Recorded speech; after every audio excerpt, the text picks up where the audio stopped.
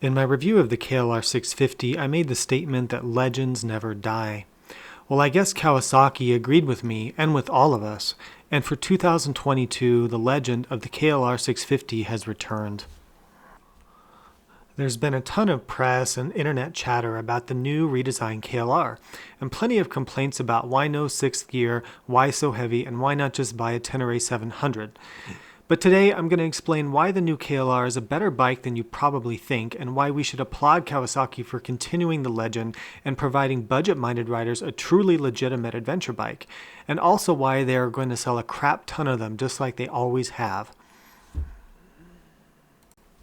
So here's how I'm going to break down this video real simply. I'm going to explain the models and what the differences are. I'm going to talk about the weight. I'm going to talk about what's new for 2022, which is pretty much everything. I'm going to say what I love about the changes, what I think they did well. I'm going to talk about what I think they really screwed up on and should have improved. I'm also going to mention what we don't know about the bike. I'm going to compare it to the Tenere 700 with some quick specs to show you the differences. And then I'm going to end with some conclusions and final thoughts and tell you would I buy one or not. Please excuse the mess behind me here. I'm setting up a whole new studio for the YouTube channel, and everything's kind of just crazy right now. But I want to get this video done. So first, let's explain the different models of the KLR that they have available. So they've got the basic bike, which is $6,699, so basically $6,700. And then they have an ABS version of the bike for $69.99. They have what they call the Traveler version, which gives you a top case and a power outlet for $7,400. And then they have the Adventure version for $8,000, which gives you the power outlet and the crash bars and a few other small things. In my opinion, we can go into this in another video later, but just get the basic one. I don't think that the Kawasaki accessories are probably going to be worth the money, but again, to each his own. So let's talk about the weight of each of these bikes. So the claim wet weight, and the wet is including all the fluid and a full gas tank, for the standard non-ABS bike is 456 pounds. If you get ABS, it's 461. The Traveler is 472, and the Adventure is 487 pounds, and the extra weight's coming from the bolt-on accessories there. Now, let's talk about how this weight compares to the old model. So the old bike, or the Gen 2 KLR, between 2008 and 2019, was 430 pounds wet.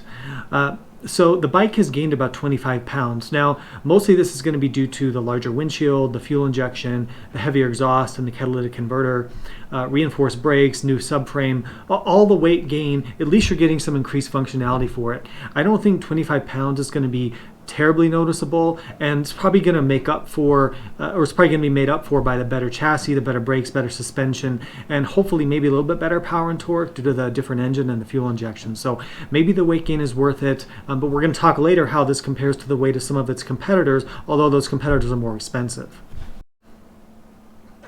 So what's new for 2022? Well, essentially everything's been updated for 2022. It looks like they're using the same kind of basics of the engine, or maybe the same bottom end, but they've revised just about everything else.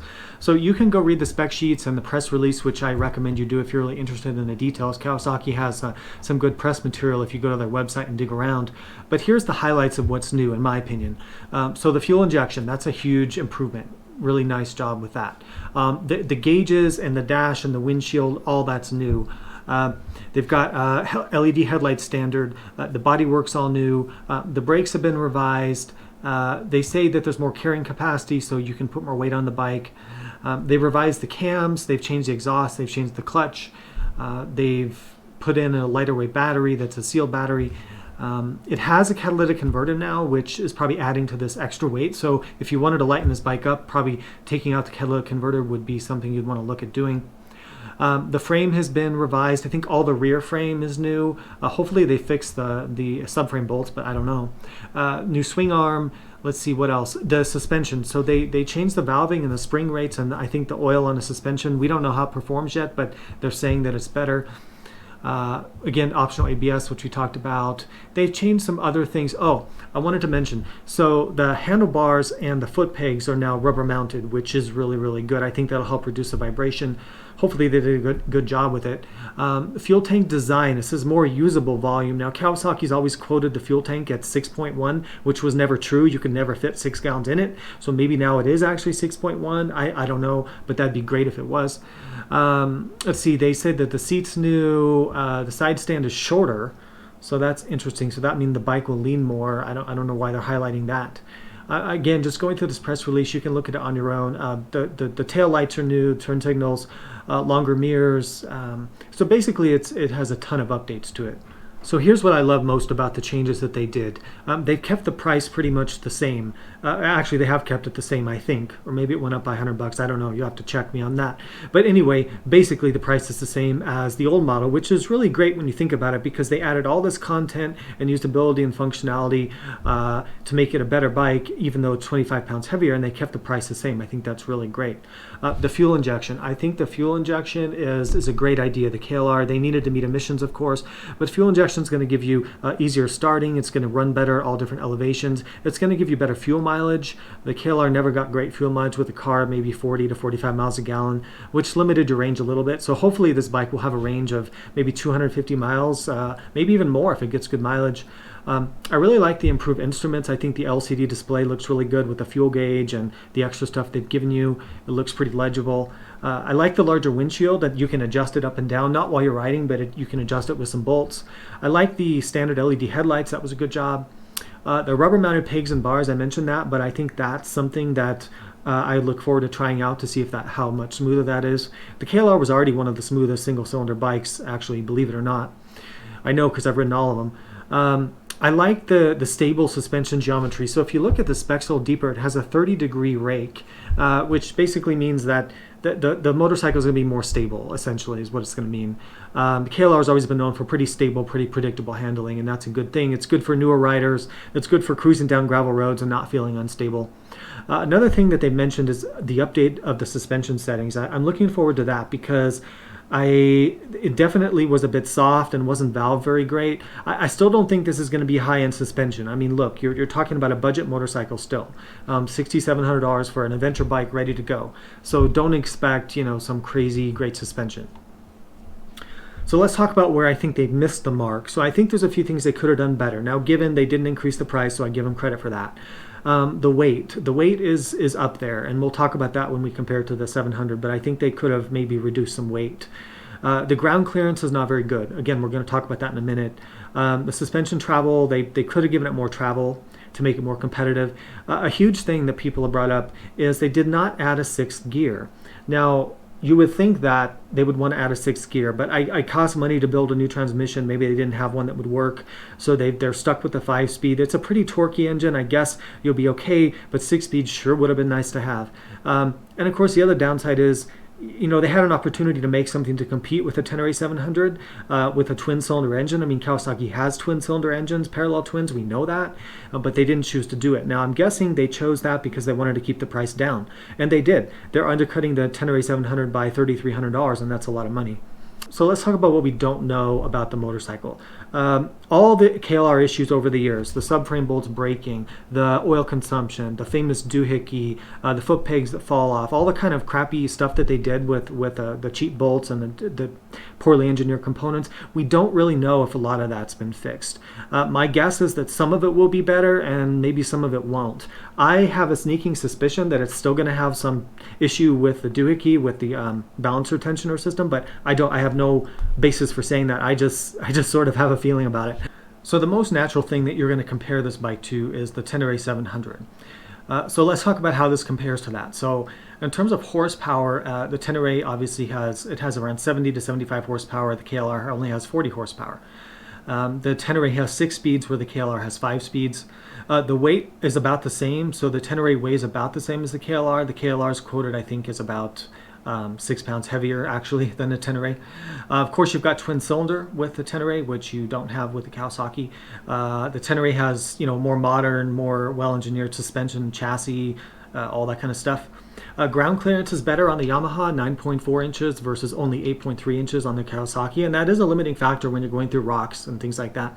The suspension travel, so the Tenere does, as you would guess, have more suspension travel, about an inch more. The Kawasaki has around 7.25 to 7.5 suspension travel. The Tenere has 8.5. Fuel capacity, now this is one area where actually the KLR is better than the Tenere for once. So the KLR has a 6.1 gallon quoted fuel tank. I hope that they're accurate this time. And the Tenere has only 5 gallons.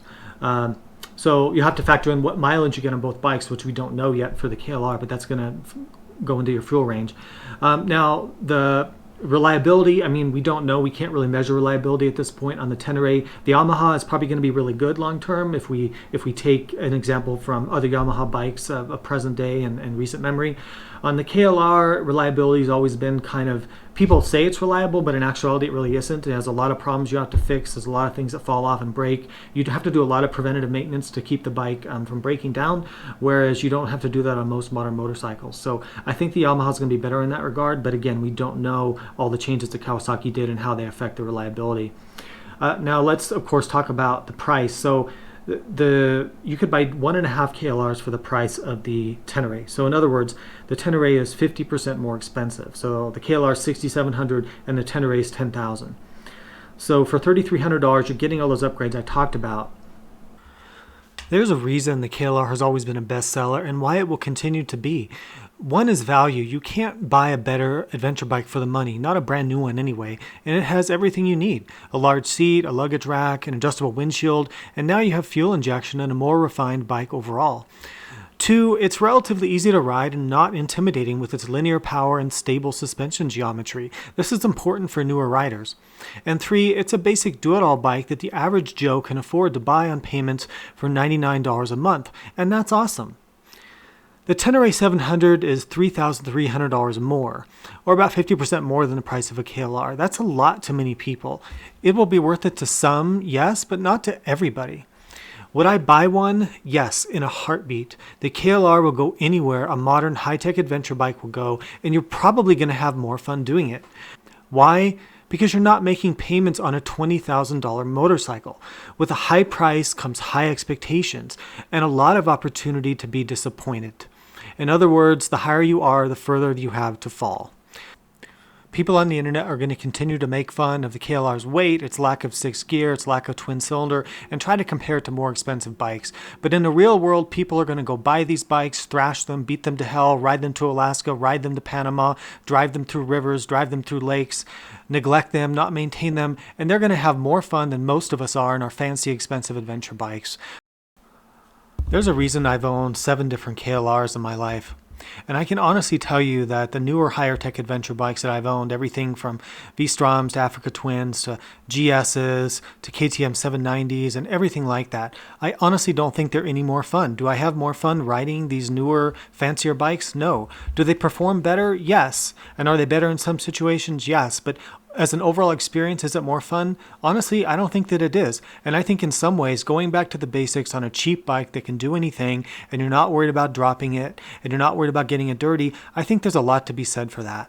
So I'm so glad that Kawasaki has continued this legend of the KLR650, and I know they're going to sell a ton of them.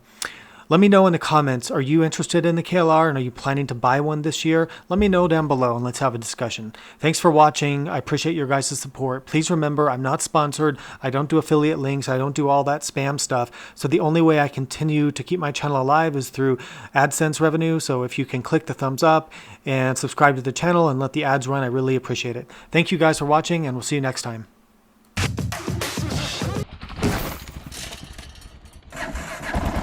Starts up for a second, right? And nothing. But if you turn this back off, it'll fire. Well, didn't fire that time. So what I figured out is you full throttle it, hit the starter, full throttle, hit the starter, let it go,